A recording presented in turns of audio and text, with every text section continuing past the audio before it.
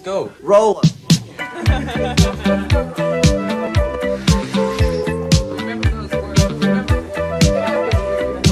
Bueno, gracias por la invitación, realmente lo agradezco y me da mucho gusto que se tomen el tiempo y el espacio para asistir.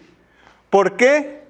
Porque al final del día ustedes van a salir a administrar, a gestionar, primeramente algo muy importante en sus vidas, que es su ingreso. Y esa es la fuente de muchas de las decisiones que van a tomar, ¿sí? De ahí que invertir es un proceso que se vuelve relevante para alcanzar sueños y metas que requieren dinero, ¿sí? Entonces, bueno, en ese sentido, pues quiero compartirles parte de mi experiencia de muchos años de participar en los mercados. Pero por otro lado son años de trabajar con personas. Y ustedes están estudiando una parte muy importante que es pues, el análisis de la economía, de las finanzas, de los mercados. Pero también hay algo que quiero mencionar a raíz de mi experiencia al, vamos a decir, lidiar con los objetivos y necesidades de los seres humanos. Si ustedes quieren seguir profundizando, y un área de investigación muy interesante es las finanzas conductuales. Cómo nos comportamos y cómo es nuestra relación con el dinero. Porque muchas de las decisiones que se toman no son con números. A veces creemos, como seres humanos, que somos racionales, que tomamos decisiones basadas en hechos. Pero yo cuando trato con los clientes veo que muchas decisiones se toman de manera emocional y eso hace que las decisiones no sean las más óptimas desde un punto de vista de protección y de generación de riqueza. ¿Sí? Entiendo todos los que están aquí son o están estudiando una licenciatura en economía. ¿Hay alguien que no sea de economía aquí? Muy bien. Si algo quiero que se lleven de todo lo que vaya yo a decir aquí, es esto. Invertir de la manera correcta requiere estructura. Y para eso tengo que tener conocimiento. Eso es lo que quiero que se lleven después de todo lo que les voy a decir. ¿Estamos de acuerdo? ¿Por qué se invierte sin estructura? ¿A qué creen que se deba? En parte. ¿A qué más?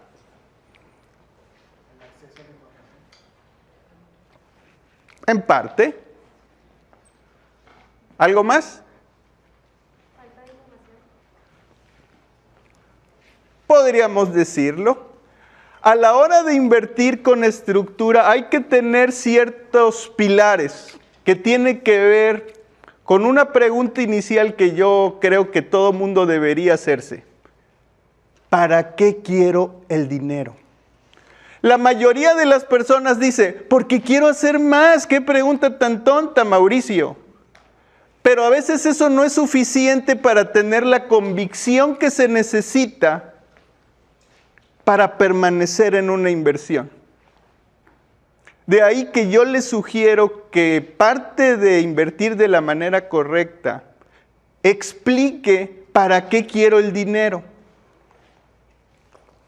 ¿Para estudiar una maestría? ¿Para viajar alrededor del mundo? ¿Para comprar un carro?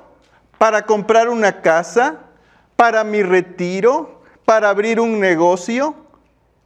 Eso tiene que estar claro. Y de ahí empiezan otra serie de preguntas. ¿Cuánto se necesita? ¿Cuánto voy a requerir? ¿100,000 pesos? ¿200,000 pesos? ¿1 millón? ¿10 millones? Y así es como se va formando una estrategia. Porque parte de los errores que yo he notado es que muchas veces se invierte sin tener una idea clara de en qué momento llego a ese tiempo donde espero ver esa meta. 1 año, 5 años, 10 años, 40. ¿En cuánto tiempo? Todo el mundo me va a decir, pues lo quiero ahorita. Y por eso, por esa inmediatez, a veces tomamos decisiones donde no están bien sustentadas. Donde vienen con una oferta, donde nos vienen a decir, obtén 20 o 30% fácil, sencillo, sin riesgo. Y mucha gente perdida, y a veces inclusive por su avaricia, caen en situaciones donde ponen en riesgo su patrimonio. Entonces es importante saber para qué quiero el dinero, en qué tiempo lo voy a conseguir, que sea realista. Pregunta, el hombre que nació para invertir, que se llama ¿cómo? No va a haber otro. Exactamente. ¿Cuál es el rendimiento promedio anual de casi 70 años que tiene el fondo Berkshire Hathaway? ¿Una idea? 19. ¿Alguien da más? 30. ¿Alguien da más? 40. En promedio anda cercano al 20%. El hombre que nació para invertir. Difícilmente va a haber alguien con ese track record. Y ha tenido años malos, y ha tenido años inclusive negativos. Pero lo que quiero decirles es que 20% en un portafolio que mayoritariamente está en acciones es muy difícil de conseguir de manera sostenida. Ahora, ¿cuánto está un CETE? ¿Qué tasa tiene un CETE? ¿Cuánto? 8. ¿Alguien da más? 6. ¿Alguien otra da otro monto? ¿Está seguro? Ok. En la última subasta de, hoy estamos a jueves, del martes, ¿en cuánto estaba el de 28 días? Digo, no tiene mayor relevancia. Está en menos del 7% tasa anualizada. Y lo que quiero decirles es que, bueno, cuando ustedes vayan a invertir en algo que no conozcan, siempre usen como base en cuánto está el CETE al menos, ¿sí? Si alguien me ofrece más que el CETE, debe haber algo de riesgo o volatilidad. Y yo, como un inversionista responsable, debería cuestionarme dónde está el riesgo o dónde está la situación que origina ese rendimiento adicional. Si alguien viene y me ofrece un 20, pues es ¿de dónde consigues o sale ese 20? ¿Cuáles riesgos hay? ¿Qué implicaciones hay? ¿Estamos de acuerdo? Entonces usen como base eso.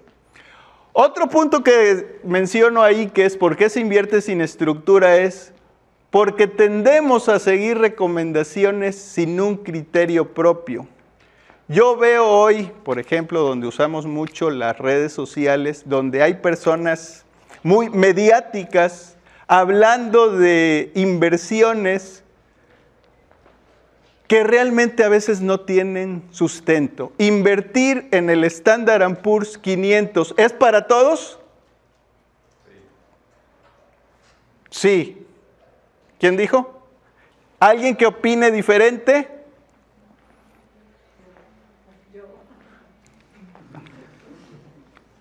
¿Alguna otra idea?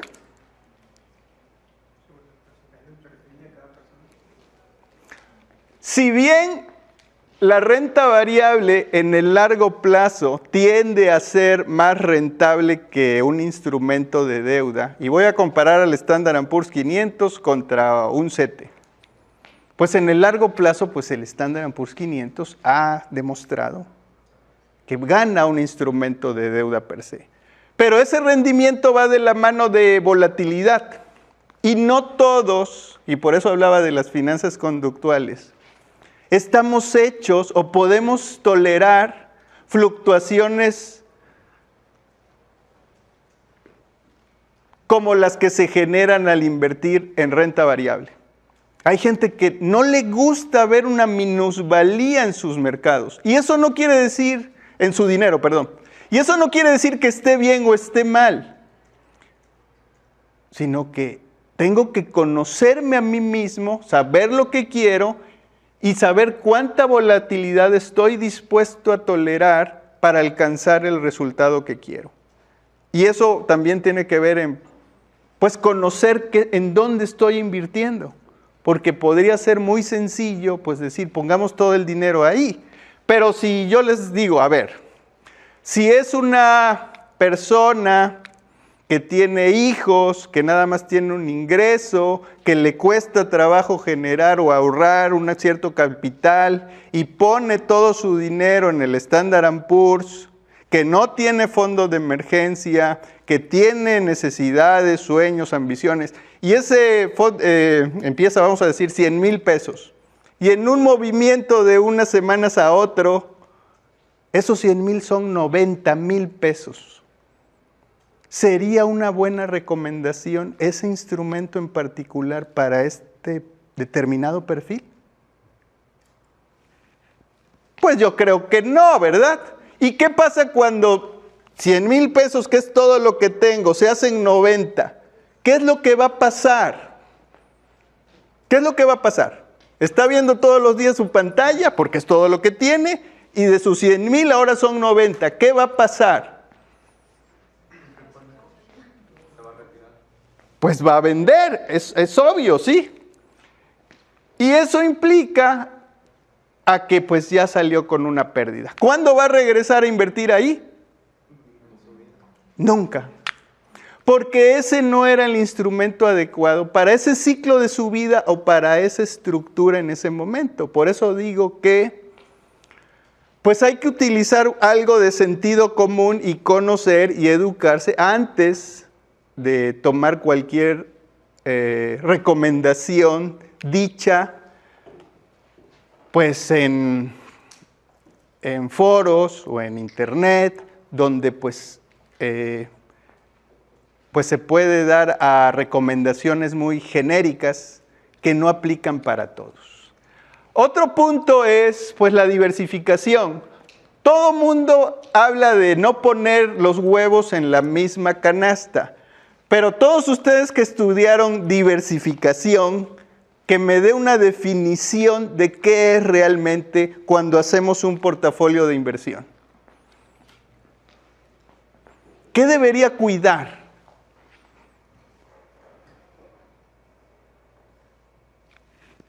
Joven. ¿Sí? ¿Tú?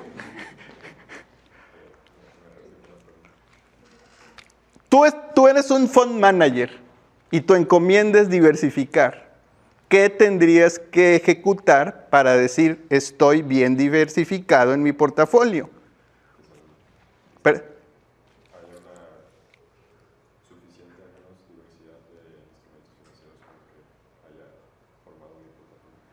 pero cuando hablamos de diferentes instrumentos, ¿cómo qué instrumentos para tener una diversificación? No pasa nada, cualquiera puede contestar, nadie va a salir reprobado, sacudámonos un poco lo que traemos aquí de la escuela y tratemos de cuestionarnos, ¿sí?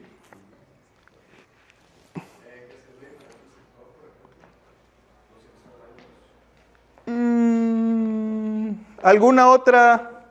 La intención de diversificar es minimizar el riesgo. Exacto, ¿y eso cómo se hace? Pues invirtiendo en diferentes sectores. Sectores. O instrumentos. ¿Qué tipo de instrumentos? Como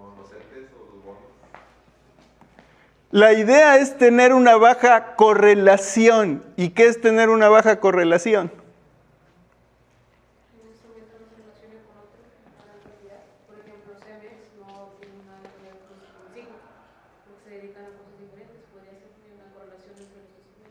Bueno, me preocupa un poco que sus ejemplos sean de acciones para lograr esa baja correlación, cuando deberíamos incorporar instrumentos, sí, del mercado accionario, pero con bonos de deuda, con commodities, con diferentes instrumentos que no siguen la misma dirección y magnitud cuando hay un cambio geopolítico de tasas, de ciclos, etc. Con eso es con lo que tenemos que jugar.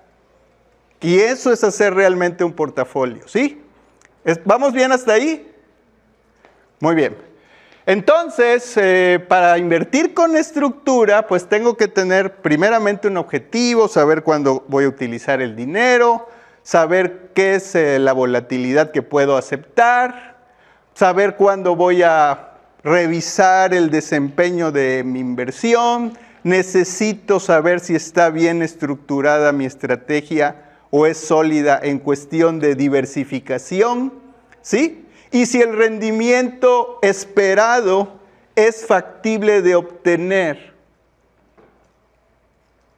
¿De acuerdo? Muy bien. Ahora, ustedes han estudiado que hay mercados de deuda y de capitales. ¿Estamos de acuerdo? Y hay tres maneras de acceder a esos mercados. En directo, por medio de fondos de inversión y por medio de ETFs. ¿Estamos de acuerdo? Y mi pregunta para ustedes es, ¿qué problema me resuelve un fondo de inversión? ¿Por qué Mauricio está aquí hablando de fondos de inversión? ¿Y por qué ustedes me pidieron hablar de fondos de inversión? ¿Por qué estamos hablando de fondos de inversión?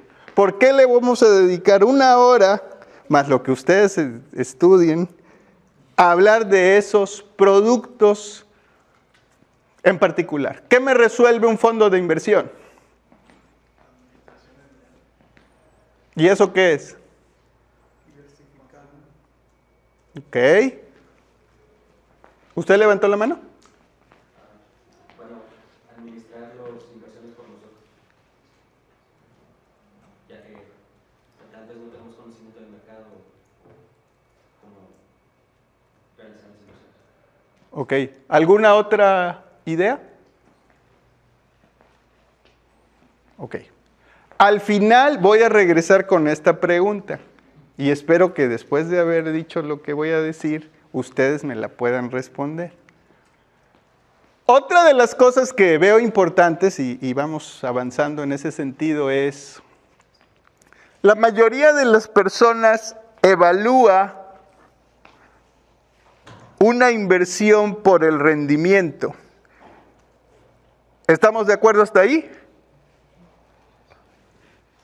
Si yo le pongo 2 cajas a 2 personas y adentro les digo, esta caja me da 10% y esta 20%, ¿cuál tomarían?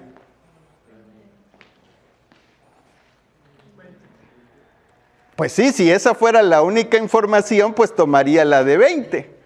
Pero el detalle es que ya les dije que en qué hay que fijarse, es de dónde viene el rendimiento.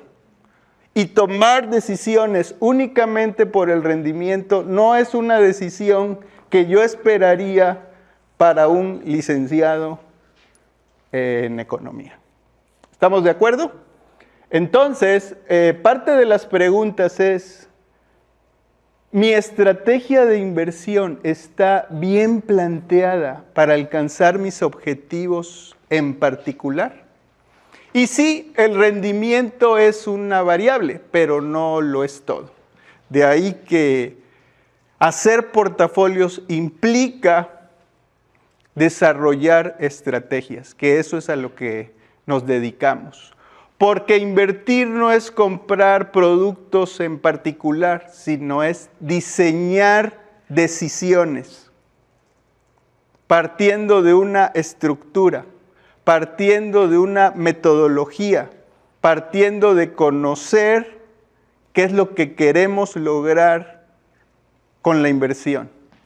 De ahí que la decisión viene acompañada de conocerse a nosotros mismos. Y todos ustedes de alguna manera son únicos y diferentes. Todos quieren hacer más dinero, pero unos tomarán diferentes caminos o estarán tomando decisiones diferentes, partiendo de que cada individuo tiene necesidades distintas. Entonces hay que darle estructura a todo eso. De ahí que escoger un fondo en particular no es una estrategia integral. Y ahorita voy a hablar de cuántos fondos hay en nuestro país. ¿Sí? Uno de los beneficios, digámoslo así, de escoger un fondo es que es gestionado por profesionales. Y ahí ya no tendría yo que decidir cómo estructurar la estrategia si yo estuviera operando de manera directa, ya sea comprando acciones o bonos de manera directa, donde tengo que analizar, pues, qué acciones voy a comprar, a qué precio, por qué razones, entre otras preguntas, o qué bono, su duración, su sensibilidad, etc. Ahí ya no lo tengo que hacer yo. Tampoco tengo que pensar en qué proporciones o porcentajes le voy a asignar a cada instrumento. De ahí que el asset allocation ya no lo tengo que hacer yo. Hay un grupo de profesionales que lo hace. Y eso permite crear economías de escala y una protección de alguna manera estructural, donde este vehículo pues tiene diversificación de instrumentos de su misma categoría, tiene esta gestión profesional, existe una regulación muy importante y pues permite que el gran público inversionista pueda acceder a estos instrumentos. ¿Qué plataformas conocen ustedes? Ahorita alguien dijo Cuspid. ¿Hay alguien que maneje Cuspid aquí? ¿Alguien invierte en algo? CETES. ¿A través de qué plataforma o institución usas? CETES directo. ¿Por acá? Acciones. ¿Por medio de quién? GBM. ¿Y allá? Igual. ¿Y por qué GBM?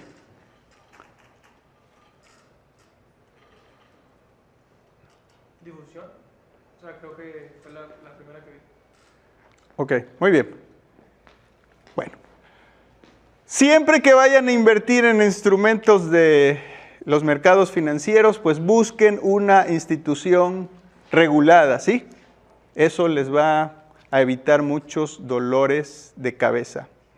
Yo que me he dedicado a estudiar muchas plataformas e instituciones financieras, creo que GBM es una plataforma muy completa y tiene una arquitectura abierta que permite dar solución a muchos tipos de clientes, personas físicas y morales. Ahora bien, ya mencioné el objetivo, ya mencioné los plazos, las reglas, unos portafolios, o hay un concepto también que se llama rebalanceo. Ese ya lo verán en la parte avanzada de sus clases, pero es algo que ustedes ya no tendrían que hacer cuando acceden a través de un fondo de inversión. Y esta siguiente lámina, tiene datos de la Asociación Mexicana de Intermediarios Bursátiles con cierre de diciembre del 2025 y vean cuántos son los millones de pesos que actualmente se están manejando a través de fondos de inversión. Una cantidad bastante importante.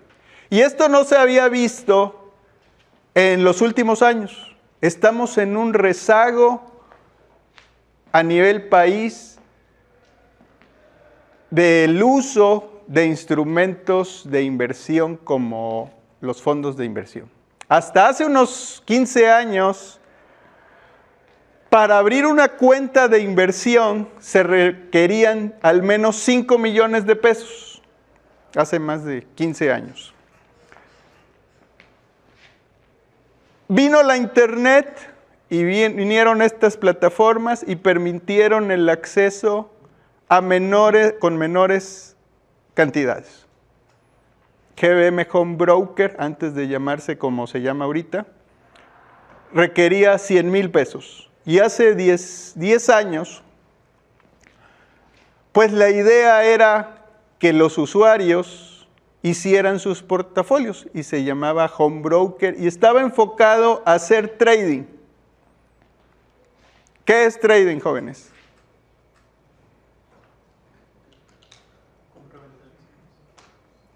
Estaba enfocado a la compra y venta de acciones a través de que los usuarios estuvieran comprando y vendiendo de manera activa para poder generar un rendimiento. Estaba limitado a acciones prácticamente aquellos hace 10 años. Hoy día está cambiando esto y ya las personas pues están buscando más asesoría, ahorita voy a hablar de eso, y también están saliéndose un poco del esquema tradicional donde la mayoría de las personas que tenía un ahorro o un capital importante iba a la institución financiera y compraba un pagaré bancario. Ahí sigue ese dinero. Y un pagaré bancario, si bien era un producto fácil y comercialmente muy interesante, pues ha quedado demostrado en estudios como los que ha hecho Lourdes, de que generalmente, no digo que siempre, si analizamos un periodo extendido de un periodo interesante, el pagaré bancario generalmente paga menos que un CETE. Y eso me lleva a la pregunta, si un pagaré bancario da menos que un CETE, ¿por qué tendría mi dinero en el pagaré? Por ignorancia. Yo a veces tengo estas discusiones o pláticas. Yo creo que en parte es, sí, desconocimiento. 2, por comodidad, por costumbre.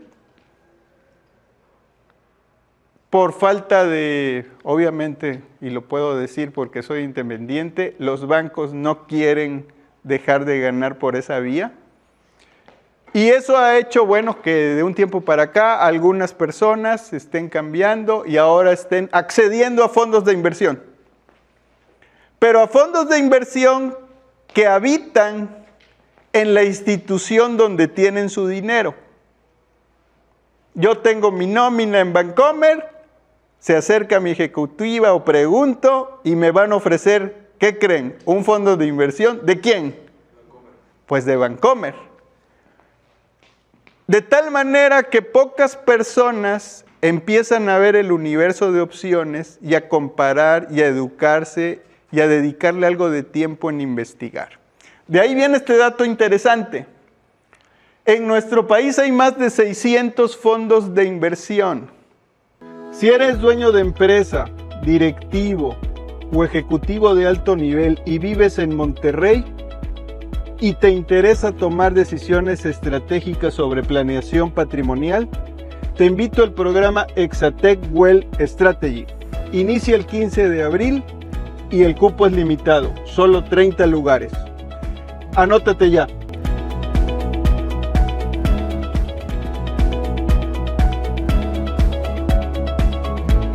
La mayoría de este monto que ustedes ven aquí, ¿dónde creen que esté? ¿En deuda o en renta variable? El 70 por 74 dice aquí.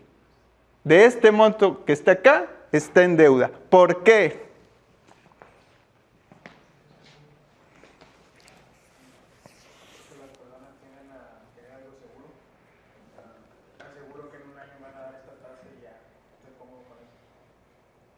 Esa es mi teoría. No lo puedo demostrar, pero sí. Queremos seguridad, que es algo muy intrínseco del ser humano. Nos cuesta mucho trabajo ahorrar y por lo tanto, pues tomar riesgos no es algo que nos guste. De hecho, a nivel muy esencial, pues tomar riesgos pues sonaría con poco sentido común, ¿sí? De ahí que la mayoría del dinero que se tiene invertido se tiene en el mercado de deuda. De tal manera que lo que tengo yo que buscar cuando hablo de estructura, pues es el horizonte. Un tema que es súper importante es la liquidez, que yo pueda acceder rápido a mis recursos, y eso es algo que me ofrece un fondo de inversión. La mayoría de los fondos de inversión de deuda en nuestro país son de liquidez diaria. Entonces yo puedo tener acceso a mi dinero pues todos los días hábiles, ¿sí? La volatilidad, la parte de fiscal, porque todos los fondos de inversión tienen distintas series y es algo que también ustedes deberían evaluar. Hay series para personas físicas, para personas morales y para exentas. Todos los fondos de inversión implícitamente tienen una comisión. Es algo que también ustedes tendrían que evaluar, porque si bien es un mercado regulado y el mercado tiende a estabilizar los precios, pues sí hay diferencias a veces sustanciales en la cuestión de cuotas de administración. Entonces ustedes también tendrían que evaluar eso. ¿Estamos de acuerdo? Y pues algo que ya he venido mencionando es ¿para qué quiero el dinero? De ahí que hay un... Dígame. ¿Perdón?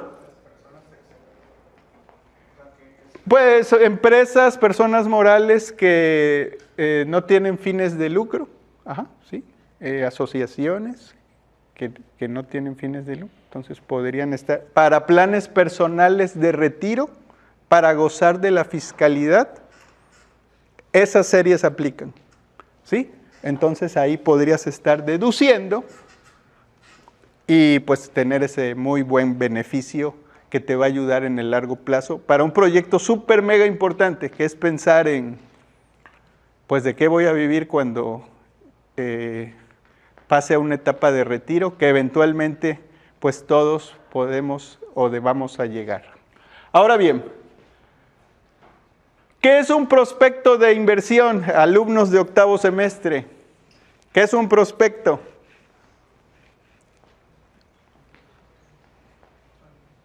¿Cuántos hay aquí de octavo? Ya me dijeron que están aquí como por aquí. ¿Qué es un prospecto, jóvenes?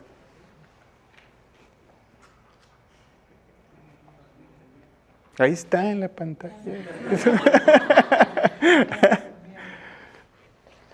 Bueno, es un documento que por regulación las operadoras, distribuidoras de estos fondos de inversión tienen que publicar para que el público inversionista pueda tomar decisiones.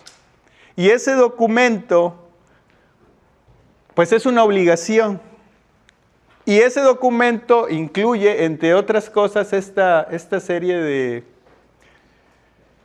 de rubros, de puntos, que habla de, pues, cuáles son los antecedentes del fondo, para quién fueron hechos estos fondos, quién debería aplicar, cuál es el objetivo y horizonte de inversión del fondo, cuál es la estrategia que van a seguir, pasiva, activa. Hay una parte donde hablan de cuánto van a poner, cuánto van a colocar por instrumento, por categorías de instrumentos. Un marco de referencia. ¿Cómo van a operar? ¿Cuál es el régimen fiscal que aplica? ¿Cuándo va a haber cambios en el fondo y cómo va a ser la manera de hacerlos públicos? Al final siempre viene la mezcla de los instrumentos que componen el fondo. Y obviamente vienen los rendimientos históricos, la volatilidad, en el caso de fondos el famoso VaR, el benchmark, contra quién se van a comparar, y obviamente las comisiones. En algunos casos son documentos de 40 o 50 páginas, por eso es que también no mucha gente los accede, los lee, los entiende. De hecho, en mi experiencia de más de 15 años, no he topado un cliente que me diga, yo ya leí el prospecto, o ya comparé el prospecto de mi inversión con este otro. La mayoría es, pues, estaba ahí en Bancomer, me ofrecieron este fondo, ahí está. Ah, salió en el periódico que este era un buen fondo, pues ese ahí coloqué el dinero. Hasta ahí llega. Estoy comparando este con mi pagaré, y el que dé más de una semana a otra, ese es el que voy a escoger. Eso es lo que escucho frecuentemente. Ahora bien, hay documentos simplificados porque pues también es importante ayudar al público inversionista, donde son mucho más simples, digámoslo así, menos páginas, donde viene esta información. Y todo esto se los digo porque ustedes, licenciados en economía, si algún día van a tomar decisiones, ya sea cuenta propia o de terceros, pues tendrían que saber dónde está esta información, qué les va a proporcionar y en base a ello seleccionar lo que sea mejor. ¿Estamos de acuerdo? Ahora, el rendimiento, que es lo que todos queremos, es consecuencia. La estructura es la causa. Por eso empezaba diciendo que la estructura es lo que debe importar. Ahora bien, cuando uno es joven, impetuoso, como ustedes, curiosos, hay algunas trampas. Una de varias. Una es la sobreconfianza. Yo ya estudié licenciado en economía, ya llevé la clase con Lourdes, yo ya sé todo. ¿Qué me va a decir ese viejillo sobre invertir? ¿Por qué tendría que hacerle caso? Si yo ya sé. Y entonces, bueno, esa sobreconfianza a veces nos induce a tomar decisiones tal vez no tan óptimas. Yo soy de la idea de siempre hay que buscar rebotar con un especialista, con alguien que realmente sepa. Y de ahí se derivan dos cosas: que sustente lo que yo ya sé o que tome algo que me ayude a tomar mejores decisiones. Ahora, hablábamos del trading. El trading es una tipo de estrategia activa. ¿Estamos de acuerdo? Comprar y vender en pequeños lapsos de tiempo para tratar de obtener el mayor rendimiento posible. Pero basado en todos esos papers que ustedes leen en las noches y en las madrugadas, comparándolo con las estrategias pasivas, se ha podido demostrar que una estrategia activa en el largo plazo pues rara vez le gana una estrategia pasiva de comprar y mantener. Y eso debería dejarnos una idea. Yo debo ser disciplinado y paciente a la hora de invertir. Y solo lo voy a hacer si sé lo que estoy haciendo, si tengo una estructura, si no voy a estar cambiando de activos o inclusive de asesores. Este no me funcionó, no hizo lo que yo quería, lo que yo sugería, y compra ahorita que hay guerra y subió el dólar y luego vende y compra estas acciones y ahora véndelas. Eso no es estrategia. Ahora bien, cada entrada y salida pues tiene una comisión que va directo al rendimiento. Entonces de entrada ya vamos con un cargo en contra. Porque no hay persona en este mundo, ni Jim Simmons, que pueda de 10 ganar 10. No existe. Entonces, muchas de las decisiones que hace un trader, la mayoría van a ser negativas. Y poderse sobreponer a experiencias negativas requiere un alto grado de control emocional. Inclusive los mejores traders de la historia se desgastan muy rápido. Generalmente logran su punto más alto siendo jóvenes. Bien, ahí nos podríamos pasar un rato. El trading es algo que leí mucho, pero bueno. Perseguir tendencias o las modas, eso también causa errores. ¿Ahorita qué está de moda, jóvenes? Es una tendencia. ¿Alguna otra? Pues es lo que está en boca de todos, ¿no? ¿Alguien se acuerda de los NFTs? ¿Qué fue del Ethereum? ¿Qué ha sido de Ethereum? Entonces, bueno, perseguir modas, perseguir tendencias, perseguir precios, generalmente no es una buena estrategia. Y ya lo mencioné, pues los costos que a veces no son visibles para una persona no versada en el tema, pues pueden ser importantes o relevantes y que pueden permear el rendimiento total. De ahí que yo los exhorto a una ventaja competitiva que no todo mundo tiene ni quiere, que es ser paciente. Formar un patrimonio, jóvenes, de acuerdo a los estudios hasta el día de hoy, generalmente toma 20 años. 20 años. Formar un capital, un patrimonio. De ahí que aquellas personas que tengan paciencia y una estructura son las que en el largo plazo lo van a poder crear. Hay un libro que se llama The Millionaire Next Door, lo escribieron 2 PhD que se pusieron a estudiar a millonarios en Estados Unidos y encontraron varios rasgos en común. Y uno de ellos era que habían logrado un cierto nivel de riqueza importante pasados los 50 años y que desde muy jóvenes habían sido muy proactivos, habían emprendido negocios, que constantemente estaban viendo oportunidades de inversión, que ahorraban, que se apoyaban en gente que sabía más que ellos en las cosas o rubros que ellos no dominaban. Entonces lo que quiero decirles es que sí se puede hacer dinero en los mercados financieros, pero esto lleva implícito paciencia y control emocional. De ahí que pues no necesitas a veces el fondo perfecto, lo que necesitas es coherencia.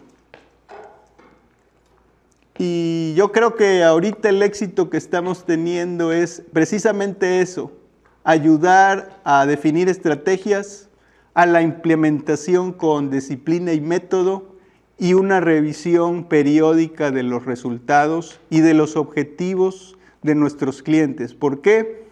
Porque estoy seguro que los objetivos que tengan ahorita en sus 20s probablemente se modifiquen o se actualicen cuando estén en sus 30s.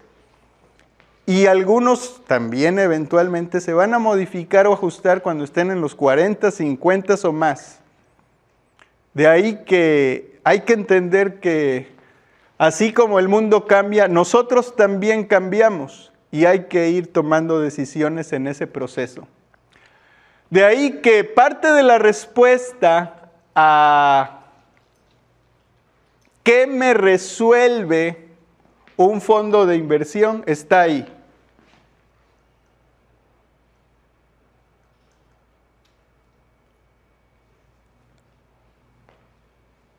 ¿Estamos de acuerdo con todo lo que les he dicho?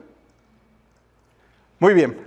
Ahora, esto es, ¿alguien de ustedes quiere ser asesor patrimonial?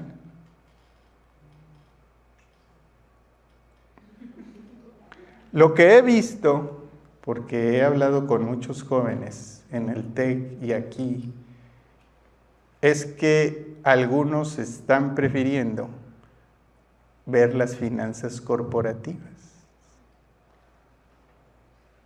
Pero pocos me hablan de ser asesores en estrategias de inversión. ¿Por qué nadie más levantó la mano?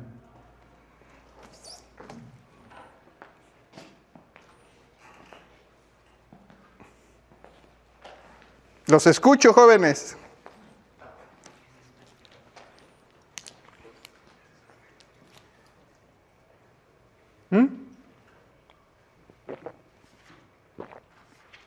Ok.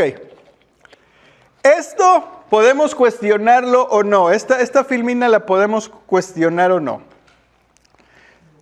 La lectura que estamos viviendo hoy en nuestro país es que la asesoría financiera está en crecimiento. Hay una gran cantidad de dinero todavía en bancos, en instrumentos o en estrategias subóptimas.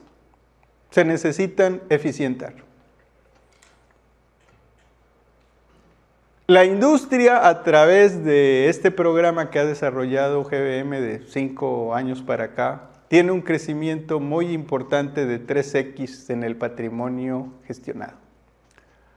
En nuestro país hay aproximadamente 7,000 personas que se ostentan como asesores en estrategias de inversión, que son las personas que podrían operar portafolios de manera regulada. 7,000 personas para casi 60 millones de mexicanos que forman parte de la población económicamente activa. Si comparamos este gremio con el de seguros, agentes de seguros, hay 70,000 agentes de seguros y asesores en estrategias de inversión, 7,000, y activos, menos de 7,000. Eso habla de que, quiero pensar, no lo sé, en 10 años nos vemos, que hay un océano azul ahí todavía afuera. Pero hay también obstáculos y riesgos, porque hay robo-advisors. Y entonces alguien podría decir, ¿para qué quiero un asesor si ya existe un robot? ¿Para qué quiero un contador si ya existen los robots contadores? ¿Para qué quiero un doctor si ya ChatGPT me puede decir y dar recomendaciones sobre mi salud? ¿Para qué quiero un arquitecto si ya puedo hacer un render si hago un prompt de manera correcta? No lo sabemos. El reto es, o la teoría dice, que al final del día el ser humano pues no gusta precisamente de trabajar todo el tiempo con máquinas. Que una máquina no va a saber interpretar el miedo. Que una máquina no va a saber cómo te sientes ante determinado giro del mercado. Con un robot no vas a ir a tomarte un café o una cerveza, según aplique. Y pues los seres humanos, para ser felices, necesitamos de tener relaciones con otros seres humanos. Esa es la teoría. No lo sé. Así como puede ser un océano azul, también hay riesgos. Entonces lo que quiero decirles es que se necesitan más. Y yo los invito a que sigan estudiando pues esta carrera y se sigan profesionalizando. Porque el mercado no tiene un problema de dinero. El dinero está ahí.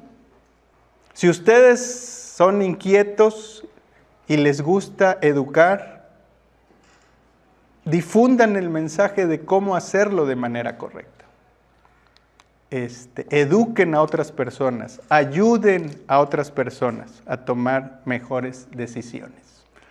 Ya que invertir profesionalmente no es un lujo, requiere disciplina, ¿sí? Esto ya lo dije, pero en su momento lo van a ver.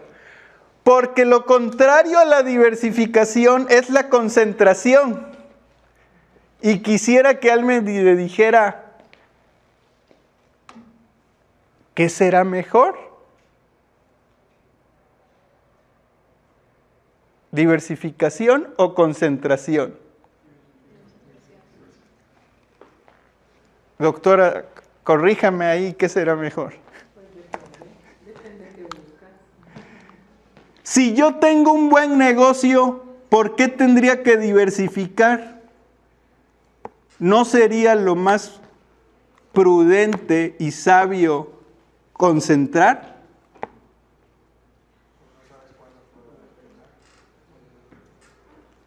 De ahí que las grandes riquezas generalmente se logran con concentración. Y ya una vez que las tengas, ahora sí las vas a diversificar. Pero como no sabemos nunca en dónde estamos parados, pues lo más prudente sería diversificar. Pero no dejen en saco roto la cuestión de la concentración. Si ustedes se enfocan en una cosa, pues es más probable que tengan éxito en la misma. Y eso es concentración. Si están dispersos todo el tiempo, pues va a ser más complicado, ¿sí? Y de ahí se pueden desarrollar diversas teorías, pero quiero que se lleven eso como un tema de discusión en sus ratos libres. De ahí que al invertir, ya casi acercándome a la recta final, algo que aconsejo siempre a nuestros clientes es que tengamos 3 visiones. Una sola estrategia no resuelve el problema. Tenemos que tener al menos 3. Una estrategia de corto plazo, una de mediano y una de largo. ¿Y el largo plazo cuánto es en años, jóvenes? ¿Qué dice el libro de Intelligent Investor? ¿Quién lo leyó ya? Seguro tú. ¿Eh? Ok, ¿cuántos años? El largo plazo. Más de un año. 10 años, jóvenes. 10 años o más. Hay estadísticas que dicen, el Standard & Poor's, si te quedas 10 años invertido, la probabilidad de que salgas con menos dinero es del 99.9%. Si tenemos eso como datos, ¿no sería una buena estrategia cuando el rendimiento de más de 150 años de historia del índice nos dice que sin dividendos son alrededor del 12% anual en dólares promedio? Si tengo ese dato, ¿no debería tener al menos un pie ahí? No todo mi capital, pero al menos un pie. ¿Debería o no debería? Con esos datos, que son reales, algo que en promedio por 10 años me garantiza que voy a salir ganador y que en promedio me va a dar el 12% por año, ¿no es una buena inversión? Yo creo que sí. Muy bien, pero eso es el largo plazo. Y yo sugiero que empiecen planeando el corto plazo. Antes de pensar en el largo plazo y qué acciones y demás, háganse de un fondo de emergencia o de contingencia. Esa es la base. ¿Y con qué voy a crear un fondo de contingencia o de emergencia? ¿Con qué? ¿Con qué instrumentos pensando en los mercados financieros?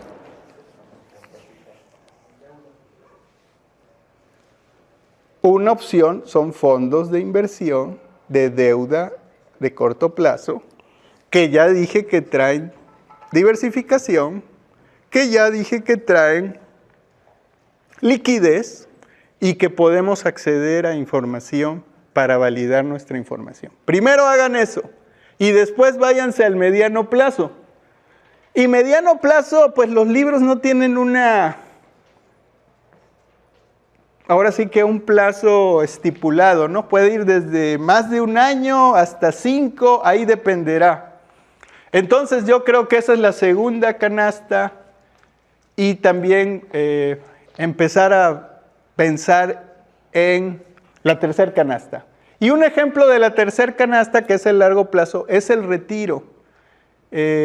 Lourdes y yo estábamos hablando hace poco, pero esto ya también tiene mucho sustento, es todo el dinero que ustedes puedan poner ahorita, pensando en ese proyecto de retiro, ahorita tiene mucho más peso y valor si lo empiezan al día de hoy. Eso ya lo vieron, lo constataron y lo saben. De ahí que siempre tengan estas 3 visiones. Y con esto cierro para darles oportunidad unos minutos de algunas preguntas. Soy Mauricio de Medina, ahí están mis redes sociales, por si quieren seguir escuchándome. Y hay un podcast que se llama Aprende, Ahorra e Invierte, llevamos más de 200 episodios y quiero pensar que algo les puede servir. Pues les agradezco y si hay alguna pregunta, con toda confianza. Gracias.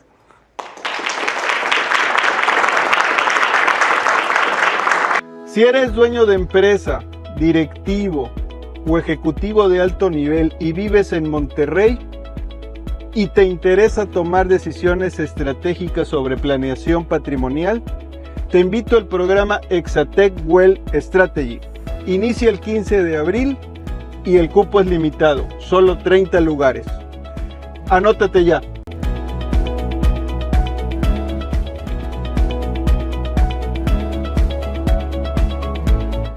Gracias por ver este video. Recuerda que tengo uno nuevo cada semana. Tu participación es muy importante, así que comenta, dale me gusta y comparte. Y si no te has suscrito, es un buen momento para hacerlo. Si quieres profundizar sobre finanzas personales e inversiones, visita mi sitio, mauriciodemedina.com. Nos vemos en el siguiente video. Aprende, ahorra e invierte.